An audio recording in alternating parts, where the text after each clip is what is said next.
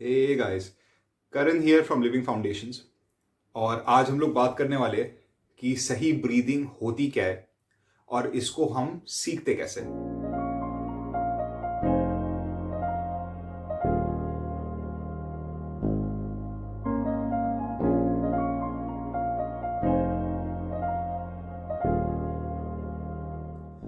तो वीडियो की शुरुआत करते एक दो बातें पॉइंट आउट करके, एक दो सवाल पूछ के एंड अपना मैं एक दो चीज़ों का पर्सनल एक्सपीरियंस आपसे शेयर करूंगा, जिसके बाद मैं आपको बताऊंगा कि ये क्या है और मैंने ऐसे इस तरीके से आपको क्यों सिखाने का सोचा। तो देखिए, ब्रीदिंग हम लोग ऑलमोस्ट 25,000 बार करते हैं दिन में। आप ब्रीथ करते हो, मैं ब्रीथ करता हूं, ज़्यादातर जानवर ब्रीथ करते हैं। और ये ऑक्सीजन का जो इंटरप्ले होता है, जहां हम हवा से जो लाइफ गिविंग चीज़ें होती है अपने अंदर लेते हैं और जो अपने अंदर की गंदगी होती है उसको हम फेफड़ों द्वारा बाहर फेंक देते हैं। और जो नेचर होती है वो उस गंदगी को दोबारा कन्वर्ट करके रिसाइकिल करके किसी अच्छे काम में लगाती है और हम दोबारा लाइफ गिविंग एनर्जी अपने अंदर ले लेते हैं। अर्थ एक सिस्टम है जहां पे लूप होते रहती है कि किसी चीज का जो कचरा है वो दूसरी चीज की लाइफ गिविंग प्रॉपर्टी है, फिर वो किसी और का कचरा है वो किसी की लाइफ गिविंग प्रॉपर्टी है। ऐसे करके हमारी नेचर का एक बड़ा अच्छा साइकिल चलता है। ब्रीदिंग उस साइकिल का प्रतीक है एक तरीके से। तो चलिए ठीक है, ब्रीदिंग में सही गलत का फंडा क्या है और ऐसा हो कैसे सकता है कि जो चीज हम लोग हर दिन करते हैं उसमें गलत सही का कोई स्कोप है। That's a fair question. जिससे पहले मैं इस क्वेश्चन के आंसर पे जाऊं, मैं चाहता हूं कि आप लोग एक या दो चीजें एनाटॉमी के बारे में समझे। क्यों? क्योंकि इससे आपको मेंटली इन चीजों के बारे में समझने में आसानी होती है। एजुकेशन ही वो चीज है जो हमारे माइंड के जो डार्कनेस और जो अंधेरापन को होता है उसको चीर के निकाल सकता है। तो एजुकेशन पे फोकस करना मैं हमेशा बिलीव करता हूं, इसलिए मैं हल्की सी थ्योरेटिकल अंडरस्टैंडिंग आपको जरूर देता हूं जिससे पहले प्रैक्टिकल्स में जाएं। तो आप माइंड मत करना, ये आप ही के बेनिफिट के लिए। एनीवेज, हमारे पास लंग्स है, फेफड़े यहाँ पे होते हैं, करीबन हमारे क्लेविकल एरिया के आसपास होते हैं, ऑलमोस्ट हमारे पूरे रिब्स के नीचे तक पहुंचते हैं। काफी बड़ी मसल होती है, काफी पावरफुल मसल होती है, बीच में हार्ट वगैरह रहता है। जब हम सांस लेते हैं तो नीचे एक पैराशूट जैसा ऑलमोस्ट ना एक मसल होती है, उसे डायफ्राम कहते हैं। वो आपके लंग्स के नीचे होती है। वो लंग्स को खींचती है खींचती है खींचती है ताकि लंग्स खींचे और हवा अंदर आ सके। उसके बाद फुल जब खींचती है फिर आप ऑब्वियसली सांस छोड़ते हुए रिलैक्स करते हो। रिलैक्स करके वो मसल रिलैक्स होना शुरू होती है और होते होते होते होते एंड में जाकर पूरा पेट अंदर जा रहा होता है। तो टीवीए नाम की आपकी बेल्ट जैसी मसल होती है, वो एक्स्ट्रा हवा फचक करके बाहर फेंक देती है अगर आप पूरी तरह एक्सेल करो तो बेसिकली दो मेजर मसल ग्रुप्स होते हैं जो अंदर बाहर करते हैं हवा का। एक आपका हो गया डायफ्राम जो हवा अंदर लेता है, और एक हो गया टीवीए जो हवा एंड में बाहर छोड़ता है। अब इसमें से कई लोग, आप एनाटॉमी के जो स्टूडेंट्स हो, वो ओब्लिक्स का काम भी कह सकते हैं, वगैरह वगैरह कई सारी और मसल्स है जो ब्रीदिंग में ऑब्वियसली पार्ट प्ले करती है। नेक की मसल जब आप ऊपर से ब्रीथ करते हो वगैरह, मैं उस पर अभी नहीं घुस रहा हूं, पर बेसिक फंडा यही है। कुछ मसल हवा अंदर लेने के काम आती है, कुछ मसल्स हवा बाहर छोड़ने के काम आती है और इनका इंटरप्ले काम करता है। अब आती है दिक्कत, जब हम लोग की लाइफस्टाइल खराब होती है और डाइट खराब होती है। यानी कि आजकल देखो, हम सिटिंग का काम बहुत करते हैं तो राइटिंग और सिटिंग बहुत होती है, थोड़ा पॉस्चर हमारा खराब हो जाता है। हम लोग अनशन खाते हैं तो उससे हमारे पेट में दिक्कत आती है, और पेट में जब दिक्कत आती है तो जो आसपास की नसें जो होती है, जो नर्व एंडिंग्स होती है, उनको इफेक्ट होता है। माइंड मत करना, मैं सिंपल तरीके से बता रहा हूं। आप में से जो भी स्टूडेंट्स है वो कहीं ना कहीं कह रहे हैं करण तुम बहुत ही सिंपलिस्टिक तरीके से बता रहे हो। माफी मेरी, मैं सबके लिए बोल रहा हूं ना, तो मैं बहुत डिटेल में अभी नहीं घुसना चाहता। पर क्या होता है कि जब आप स्टमक को इरिटेट करते हो गंदा खाना खा के, उससे आसपास की मसल्स भी इरिटेट होती है, और आसपास की मसल्स आपकी वही डायफ्राम और वही टीवीए जिसकी मैंने बात करी थी। और ये करते करते मसल्स धीरे धीरे गलत अनशन तरीके से सांस लेना सीखती है। बहुत ज्यादा झुक के बैठोगे या बहुत ज्यादा अनशन खाओगे पियोगे, या रनिंग और वॉकिंग बहुत नहीं करते जिसमें मूवमेंट होता है, देखो ट्विस्टिंग टाइप का मूवमेंट जो बॉडी की मसल्स को झंझोड़ता है, रंगोड़ता है और सही शेप में रखता है। तो जब हम lack of activity, bad food और वगैरह सारी चीजें करते हैं तो धीरे धीरे करके हमारी बॉडी उस करेक्ट ब्रीदिंग को भूल जाती है, उस करेक्ट ब्रीदिंग को नहीं करती और इस टाइप की अटपटी किस्म की डिसफंक्शनल ब्रीदिंग को करती है। डिसफंक्शनल ब्रीदिंग का उदाहरण क्या हो सकता है? एक हो सकता है जब आप सांस लेते हो तो सांस लेते आपके कंधे पूरे ऊपर जाते हैं, कि आप देखो कई लोग देखना सांस ऐसे लेते हैं,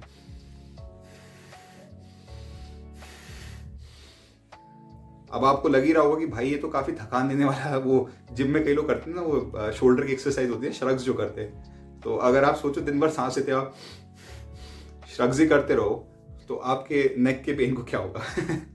तो एक तो गलत ब्रीदिंग ये होती है। दूसरी गलत ब्रीदिंग सरप्राइजिंगली होती है कि जब आदमी सांस लेता है तो वो सांस इस तरीके से लेता है कि कुछ नहीं हिलता, सिर्फ उसका पेट बाहर निकल आता है। एग्जाम्पल मैं देता हूं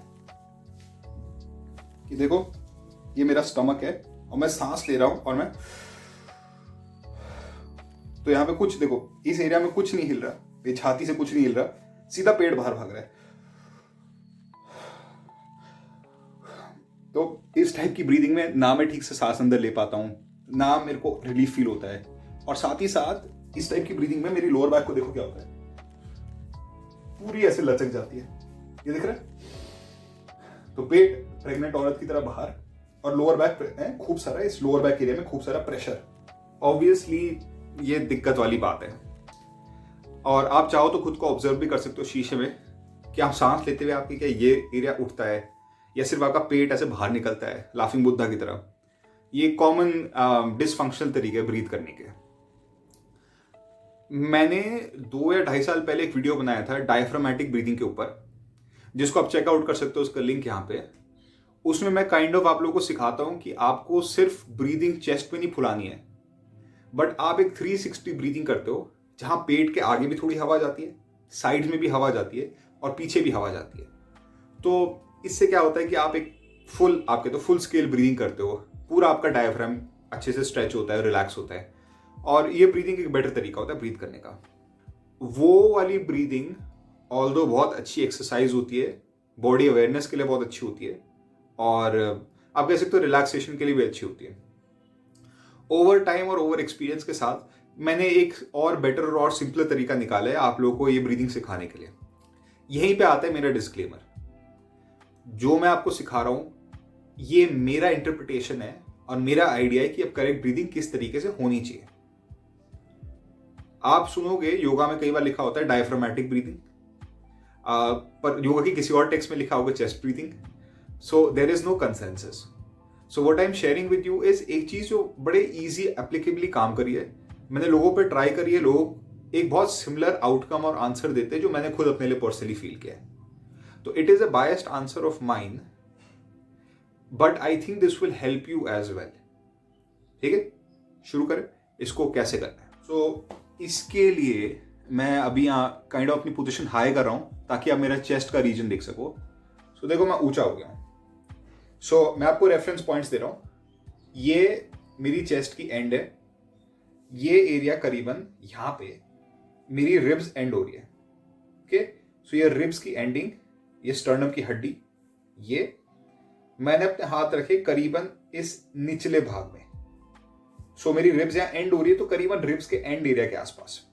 ये साइड प्रोफाइल दिखाऊं तो मैं करीबन यहां पे पकड़ रहा हूं। तो गाइज मैं 1 सेकंड के लिए वीडियो पॉज कर रहा हूँ। जिससे पहले हम आगे बढ़े, मैं एक आपको दूसरा ड्रिल पहले दिखाना चाहता हूँ जो हम टॉवल के साथ करते हैं। उसके बाद आई थिंक आप इस वाले पे आएंगे तो आपको ज़्यादा अच्छा कॉन्टेक्स्ट मिलेगा। तो लेट्स स्विच इट अप। चलिए, अब आप वो एरिया समझ गए, तो अब हम क्या करेंगे, हम टॉवल को यूज़ करेंगे एज फीडबैक। सो मैं क्या कर रहा हूँ, मैं टॉवल को उठाया, टॉवल टाइट किया, और मैंने टॉवल को एग्जैक्टली उसी एरिया में प्लेस किया जहाँ मैंने अपने हाथों को आपको पहले दिखाया था कहाँ प्लेस करना है। तो टॉवल क्या कर रहा है, यहाँ पे एक कोर्सेट का काम कर रहा है जिसके अगेंस्ट मैं पुश कर सकूं और जो मुझे एक टाइप का फीडबैक प्रोवाइड कर सके कि यार मुझे धक्का कहाँ देना है बेसिकली। सो टॉवल टाइटली बांधने के बाद मैं अब इनहेल और एक्सहेल कर रहा हूँ। इनहेल इस तरीके से कि मैं इस टॉवल को बेसिकली पुश अगेंस्ट कर रहा हूँ। I am almost trying to tear the towel into half. इस ब्रीदिंग से मैं सीख रहा हूँ कि यार कहाँ पे एग्जैक्टली मुझे सांस लेनी है, जो उस स्वीट स्पॉट में मैं उस ब्रीदिंग को कर सकूँ। धीरे धीरे करके जब मेरे को आदत होगी, मैं फील करूंगा अच्छा ठीक है, ज़्यादा ऊंचा भी ब्रीथ नहीं करना कि मेरे कंधे उठ जाए, इतना नीचे भी ब्रीथ नहीं करना कि मेरा पेट फट के बाहर निकला है। और उस स्वीट स्पॉट को ढूंढने के बाद अब मैं सॉफ्ट तरीके से ब्रीथ कर रहा हूँ। अब मैं इतना दम नहीं लगा रहा हूँ, हल्का सा इनहेल, फिर हाँ पूरा एक्सहेल, क्योंकि अब मुझे लोकेशन पता है तो मैं बस हल्की हल्की सांस लेता हूँ। चलिए अब क्विकली पुराने वाले ड्रिल में वापस आते हैं। ऑलराइट, अब इस पोजीशन में जो हम लोअर एरिया में रखते हैं, मैं अब यहां पे एक सांस लूंगा। ध्यान से देखो मैं क्या कर रहा हूं। मैं इनहेल करता हूं अपने हाथों में, फिर एक्सेल, थोड़ा पास से दिखा रहा हूं, रिब्स के साइड्स में, इनहेल, एक्सेल, इनहेल, एक्सेल। तो आप गौर करिए, मैं सांस ले रहा हूं, पर मैं सांस ले रहा हूं अपने हाथों के अंदर। इस सांस के दौरान मैं सांस लेते हुए मैं सोच रहा हूं सिरे को एक्सपैंड करने के लिए। तो उसमें क्या हो रहा है, अब मैं सिर्फ उंगली रख रहा हूं, क्योंकि हाथ रखूंगा तो आप देख नहीं पाओगे ना। उंगली रख रहा हूं, देखो मैं क्या कर रहा हूं। तो आप लोगों को दिख नहीं रहा है, पर जब मैं सांस ले रहा हूं तो मेरी सांस मेरे को साइड से भी खोल रही है, मतलब ये साइड से भी मैं खोल रहा हूं, मैं आगे से भी खोल रहा हूं, और मैं एक्चुअली पीछे से भी खोल रहा हूं। तो मैं 360 हवा ले रहा हूं, मैं 360 सांस ले रहा हूं। ध्यान से सुनिए, एक और बार पीछे जाके देख लो, एक और बार देखो इसको। हम लोग 360 ब्रीथ कर रहे हैं, वैसे ही जैसे मैं आपको एक वीडियो का लिंक ऊपर बताया था ना पहले, आप उस वीडियो पे जाके देख सकते हो मैं कैसे सिखा रहा हूं। ये वही फंडा है, पर अब आप क्या करते हो कि आप नीचे बिल्कुल नाभि पे सांस लेने के बजाय आप थोड़ा और ऊपर अपनी सांस को केंद्रित करते हो। ये रिब्स और नाभि के जो बीच का एरिया है, लाइक देखो आपकी रिब केज की हड्डी यहां खत्म हो रही है, और आपका जो नाभि है, आपका जो बेली बटन है, उसके बीच वाले एरिया पे आप सांस लेने के बारे में सोचते हो, और आप ब्रीथ करते हो चारों ओर 360। इस फंडे से क्या होता है कि हम लोग ब्रीथ करते हैं अंदर, और जब हम लोग सांस लेते हैं तो नेचुरली हमारी जो रिब केज होती है एक सर्टेन लेवल के बाद खुलना नहीं चाहती, क्योंकि देखो रिब केज है ना, वो खुलती फटती थोड़ी है। तो आप एक सर्टेन ब्रीथ करते हो, आप इनहेल करते हो, इनहेल करते हो। इनहेल करने के बाद आपको अपनी रिब केज में एक खिंचावट महसूस होगी कि रिब्स कह रही कि बाबा बहुत खींच चुके हो, ज्यादा खींचने की जरूरत नहीं है। वो खिंचावट महसूस होती है, आप रिलैक्स कर लेते हो। तो आप ब्रीथ इन इन इन इन इन इन, आपने स्ट्रेच फील किया, आप रिलैक्स कर लेते हो। तो इस चीज का बेसिक फंडा वही है कि हम लोग चाहते हैं कि आप ब्रीथ करो, आप कहीं ना कहीं चारों ओर से ब्रीथ करो, अपने डायफ्राम का यूज करो, अपने पूरे बॉडी का यूज करो। लेकिन मैंने देखा है कि ये डायफ्राम ब्रीदिंग जो स्टमक ब्रीदिंग होती है, इसको ज्यादा करने के चक्कर में लोग उस डिसफंक्शन, उस गलत ब्रीदिंग को और अपने अंदर ड्राइव कर लेते हैं। कि रादर देन ब्रीदिंग इस तरीके से कि आप एक ब्रेथ लेते हो, फिर रिलैक्स करते हो, फिर एक ब्रेथ लेते हो, रिलैक्स करते हो, लोग अपनी तोंद बाहर फेंक के ब्रीदिंग करना शुरू करते हैं। और उससे ओवर टाइम क्या होता है कि आपकी मसल्स लूज और आपका बॉडी का पोस्चर एबनॉर्मल होना शुरू हो जाता है। ये मेरी पर्सनल ऑब्जर्वेशन रही है, और मैंने सिंपली देखा है कि आप ब्रीदिंग को थोड़ा सा और हाई रखते हो तो उससे नेचुरली आपकी रिब्स आपको ओवर ब्रीदिंग करने से रोकती है। लेकिन आप क्योंकि चारों ओर ब्रीथ कर रहे हो तो आप तब भी अपने बेली को एक्सपैंड कर सकते हो, साइड्स को एक्सपैंड कर सकते हो, बैक साइड को एक्सपैंड कर सकते हो। तो I really like that. In case आपको ये 360 ब्रीदिंग में दिक्कत आती है, मैं अगेन कहता हूं, जो मैंने वीडियो आपको ऊपर लिंक किया था डायफ्रामेटिक ब्रीदिंग का, उसको आप जरूर देखना। वो आपको इस चीज को बढ़ा चढ़ा के करना सिखाएगा, ताकि इस वीडियो में आप थोड़ा उसको लेवल गिरा के एक रेगुलराइज तरीके से कर सके। 2-3 चीजें जो मिस्टेक हो सकती है, अगेन जैसे मैंने शुरू में कहा था, ज्यादा ऊपर से नेक से ब्रीथ करना। सेकंड मिस्टेक, ब्रीथ करते हुए पूरी तोंद बाहर निकालना बुद्धा की तरह, जिसके लिए मैंने कहा था कि इतना नीचे से सांस मत लो, थोड़ा और ऊपर से सांस लो। तीसरी मिस्टेक कि आप सांस लेते हुए बहुत ज्यादा दम लगा रहे हो, कि आप फेफड़ों को पूरा, पसलियों को पूरा फाड़ने की कोशिश करोगे जान से। वो भी इनकरेक्ट है, क्योंकि आप ऐसी ब्रीदिंग को आप दिन रात नहीं कर सकते हो। तो ये सारी बातें आई थिंक हो गई है। एंड में मैं ये कहना चाहता हूँ यार कि देखो, ये करेक्ट ब्रीदिंग का जो फंडा है ना, obviously there is more to this. कई सारे स्कूल्स ऑफ थॉट है जो सिंपली कहते हैं अगर आप करेक्टली एक्सरसाइज करते हो और आप करेक्ट पोस्चर होल्ड करते हो तो जो ब्रीथ होगी आपकी, वो ब्रीदिंग आपकी नेचुरली अच्छी हो जाएगी। There might be some truth to that. कई सारे स्कूल्स ऑफ थॉट कहते हैं कि नहीं, पेट से ही सांस लो। कई लोग कहते हैं नहीं, चेस्ट से ही सांस लो। तो आप हर आदमी का कुछ अलग सा आंसर सुनोगे। तो इस वीडियो को मैं ऐसे कह सकता हूं कि आप इस चीज को ट्राई करके देखो। मेरे पास अपने अंदर कॉन्फिडेंस है, मैं झूठ नहीं कहूंगा, पर आप ट्राई करके देखो कि आपके लिए ये काम करता है या नहीं करता। एंड दो again I am pretty sure I am very close सही आंसर के, बट आपके पास कोई भी इनपुट है, आपने कुछ एक्सपीरियंस किया, फील किया हो, नीचे जरूर डालना है, क्योंकि मैं जानना चाहूँ, क्योंकि जितने लोग चीज़ों को ट्राई करते हैं ना और मुझे इनपुट देते हैं, उतना मेरे लिए ईजियर होता है इन चीज़ों को समझना, क्योंकि एट द एंड मैं वैल्यू ऑफर कर रहा हूँ ना, और वैल्यू ऑफर तब होती है जब आगे वाला भी इनपुट देता है कि भाई ये सही लगा, ये सही नहीं लगा। Okay, thank you so much for watching. और वीडियोज़ अगर आपको देखने तो मेरी प्ले लिस्ट है यहाँ पे, पसंद आए तो लाइक और subscribe, and I will see you in the next video, जो मैं होपफुली जल्दी रिलीज करूँगा।